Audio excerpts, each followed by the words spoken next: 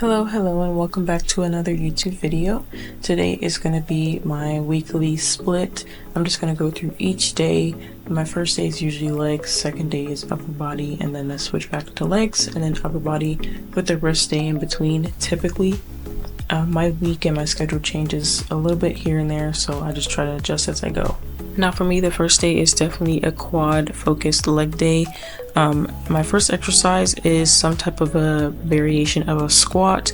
Here you can see me doing a barbell squat, just with a little bit less than my normal working set. Also, of course, warming up is important. I did not film it for this particular workout and for most of these workouts. However, that is a part of the routine, so make sure you warm up and cool down before and after your workouts. I'm not super big on counting my reps for each set. However, I do try to do at least 3 to 4 sets of each exercise. So I finished about 3 to 4 sets of these barbell squats here. I push pretty much almost to failure, as you can see here, and I just mount the barbell back and I'm finished with my first set. The next exercise I like to do on my leg days is the leg press. A couple of key things for this exercise is time under tension and making sure that your feet are close together to make it a more quad focused exercise, and making sure that your knees go to your chest as well. That'll give you the best and widest range of motion to get the maximum tension on your quads. Make sure you dismount safely and lock the safety bars before you let your feet go. One of my new favorite exercises for quads is called kickstand squats. It's basically a single-legged or stagger-legged goblet squat. You just grab a dumbbell that you usually use for this exercise, maybe 30 to 50 pounds depending on what you can tolerate, and you just put one leg slightly behind you and lift it up on a platform a bit. I have a platform that my foot is on, my rear foot is on in this video that you can't see, but you put that one behind you and then most of the weight is on the working leg in the front. And of course you do, both sides, both legs for this exercise for 3 to 4 sets of however many reps you can, withstand. Again, I don't really count my reps, so I don't really have an idea of how many reps I perform for this exercise for y'all, but yeah, just to give you an idea of what this exercise would be if you were to try it yourself.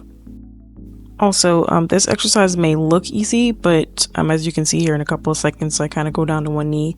This exercise is very tiring. You can get winded really easily, so just a warning if you were to try this exercise. Now, this next exercise is a staple and should be a staple in literally everyone's leg day. Their quad extensions, pretty straightforward exercise. You just use the machine to lift the weight using your quads. I push all the way to failure to the very last rep in the very last set, and I finish up. Alright, so day 2 is usually upper body. It's back and biceps focused. I usually throw a little shoulders or triceps in there as well, but I like to warm up with a resistance band. I just take a thin one and do some overhead stretches, one arm at a time, both at a time, and I also do some tricep stretches at the end as well. Rear delts, get all the shoulders and joints moving and warmed up before I work out for the day.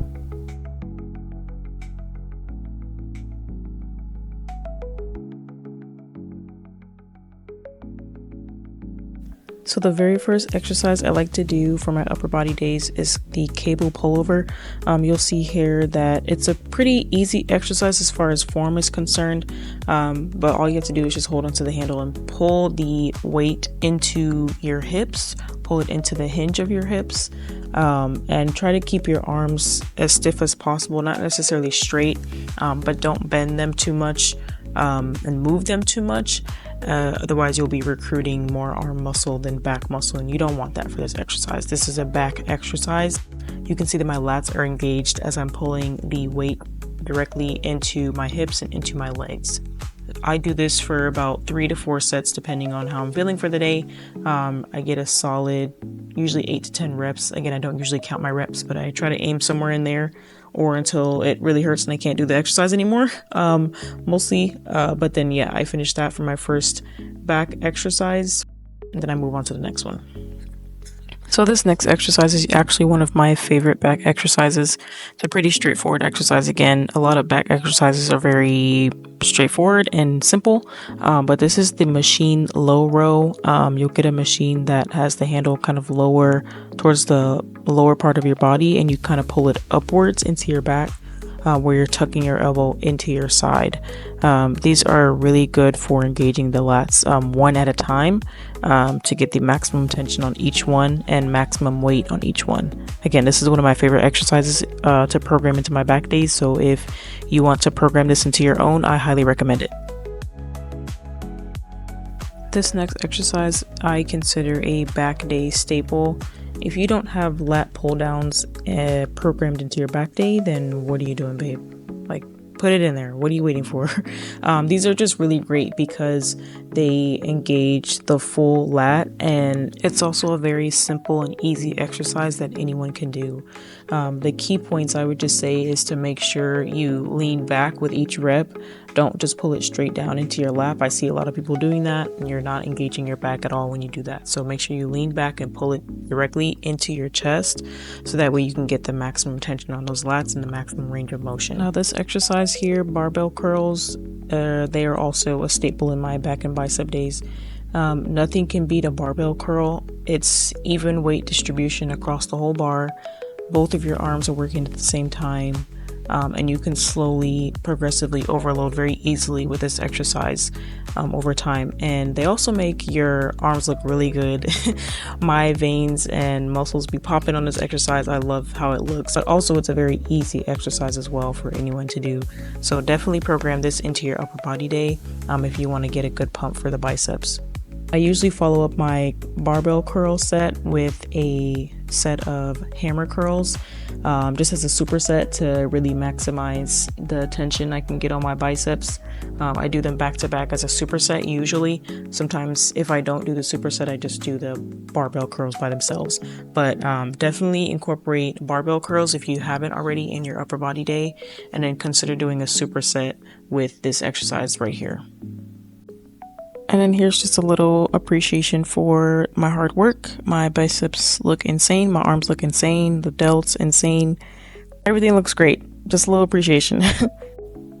And usually to finish up my back and bicep day, I usually incorporate a set of rear delt cable flies. These hit the rear delts. Rear delts are, I think, arguably the least trained muscle in the body. Even calves, I think, get more attention by like the fitness community and people who generally work out than the rear delts. It's a very forgotten muscle. But if you want full shoulders and that 3D look for your shoulders, you have to train your rear delts as well. There's three parts to your delts. There's the rear delts, the middle delts, and the front delts. We can get into those muscles later in another exercise, another day here in this video, but just wanted to point out that I train these once or twice a week, depending on which upper body day I'm doing. The next day in my weekly split rotation is glutes and hamstrings. This is my second of 3 leg days per week. This is rear, more posterior focused, glutes, hamstrings, calves as well. At the beginning here, I wanted to specifically record my warm-ups because it is so important to warm up on leg days, especially on glutes and hamstrings, before you do those types of workouts, because it's very easy to pull your muscles on these types of exercises. And these exercises usually also require compound movements, so it's very important to warm up all your hip flexors, your knees, your calves, all the muscles need to be stretched and warmed up before you do anything on a glute day.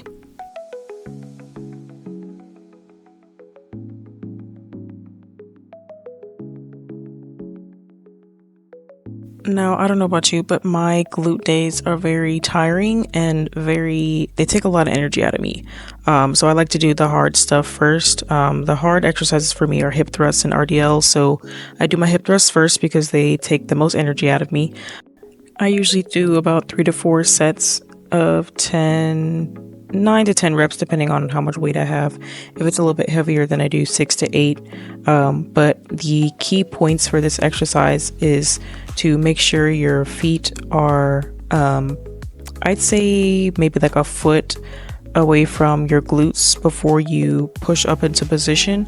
So that way, when you push up into position, your legs are at a 90-degree angle. It might be kind of hard to see how far that may be. So what the trick I use is to sit up straight when you have the barbell in your hip hinge, while you're sitting, before you lift up the weight, and kind of lean forward and touch your fingers to the back of your heels. And you should be sitting straight up when you touch the back of your heels, for it to be about that distance. So that way, when you push up, your legs are at a 90-degree angle, like you can see here. Another key point is to push all the way up and make sure your back is flat. It's not curved or concaved or pushed upwards, and keep your chin tucked as well. You want to keep a neutral spine, so that way all the tension is on your glutes and not on your back or your quads. And here you can just see me actively dying from the 4 sets of hip thrusts I just did. So yeah. The next exercise, as you can see here with my chalky hands, is going to be RDLs. These are 60-pound dumbbells that I usually do. I usually do at least 60 pounds each side, if I'm not using a barbell. But yes, these require more grip strength than I naturally have, so I have to use chalk. But yes, so I do these after my set of hip thrusts, immediately after, to get both of the hardest exercises out of the way. Another couple of key points for these is to actively hinge at your hips. So basically stick your butt out like you're closing a car door, or like your imaginary, like there's a wall behind you, is an imaginary wall, and you're sticking your butt out to touch that wall. Like tap it very slightly with your glutes. And whether you're using dumbbells or a barbell, keep your hands pretty much against your leg the whole way up and down. Kind of paint the bar up and down your legs. You may have heard that phrase before, but that is going to allow the most tension on your glutes. And make sure your back is flat, it's not curved, and then keep your chin tucked into your chest as well, or just keep your spine neutral. This next exercise is actually one of my top favorites for glutes. It's another hinging exercise, but it's unilateral, meaning one side at a time. This is great for targeting one glute at a time to get maximum tension on one glute at a time. I hate to be a broken record, but that's basically the benefit of this exercise. The key for this is to make sure you prioritize time over tension. I see a lot of people doing this exercise, kind of just jumping up and down, without much support. I like to use a step-up machine of some kind and a dumbbell, so that way I'm holding on to a bar or a wall or something, just to stabilize my my motion for the exercise, so that I can prioritize that time under tension that I mentioned. As time under tension is very key for muscle growth. If you're jumping up and down on one leg with a dumbbell or with no weights for this exercise, is not going to do much. It's not going to be very effective, just to be completely honest. So the way I'm doing them here is how I recommend you do them, or a similar variation. I also like to do these with cables. If you can get a bench or a platform of some kind by the cable machine at your gym, you can use the cable as well. You can hold on to the bar, you can hold on to the machine, and then you would just hold on to the actual cable with the same arm that would hold a dumbbell, for example. Now this exercise, these are good mornings, or technically for this machine that I'm using, they're stiff-legged RDLs. This isn't the best way to do this exercise. I tried to get something that targeted the hamstrings because my gym didn't have a machine at the time working that would target the hamstrings specifically, like a hamstring curl or something like that. So I had to kind of improvise a bit. I could have done good mornings with a barbell, but I used this machine instead. Same recruitment of muscles, but maybe not the best or most optimal. But you can also program good mornings into your leg days if you want to get a good stretch and workout for your hamstrings. Alright, to finish up this leg day, I usually end with a nice set of calf raises. I don't care what anyone says about this machine. It's the sus machine, the torque machine. I don't care. It's the best. It's the best mind to muscle connection for me, for my calves. This machine recruits the calves so well, and it puts all of the weight on my calves instead of my whole body. So I'm gonna use this till the day I die, and I don't care what anyone says. Anyways, I usually do this set with as much weight as I can withstand usually, and I do 3 sets until failure. So I just burn out my quads. I just absolutely obliterate them to finish off. And then this is usually how I end my leg days. Sometimes I start them with this, but today I ended it with these, and that's pretty much it for my glute day. So the very last day in my workout split for the week is a full upper body day. I usually train back, biceps, shoulders, and chest on these days. Sometimes I throw in a little triceps here and there, but usually I start out with some pull-ups of some kind, whether they're chin-ups or the wide grip, as you can see here. I do these for a couple of sets, kind of as many reps as possible, and then I finish up and go on to the next exercise. So the next exercise I like to do for back is dumbbell rows. I usually like to use a bench or something to kind of support myself. Just for my form, I like to have one arm supported while I'm working the other arm. The key for this back exercise and any other back exercise really is to pull the weight directly into where your torso meets your leg. So right into that crook there. And then I do these for about 3 to 4 sets per arm, and then I'm pretty much done after that. Now for chest, I usually like to do an incline dumbbell chest press. I like to do these for just a few sets, 3 sets max for me, honestly. I'm not trying to blow up my chest too much, but I do like to have a well-rounded physique, so I make sure I include these in my workouts, my upper body days. I do these for 3 sets, like I said, about 8 to 10 reps depending on what weight I'm using. Okay, I'm jamming there. Anyways, the next chest exercise are these are chest flies. I'm using a machine. There's literally no weight on it because my chest is so weak, and these machines are very heavy. Like, anyways, I decided to add this into my routine this day just to get a little extra chest work in. I did this for I think I did this for 3 sets of 6 to 8 because I could barely do. As you can see, I'm struggling with no weight.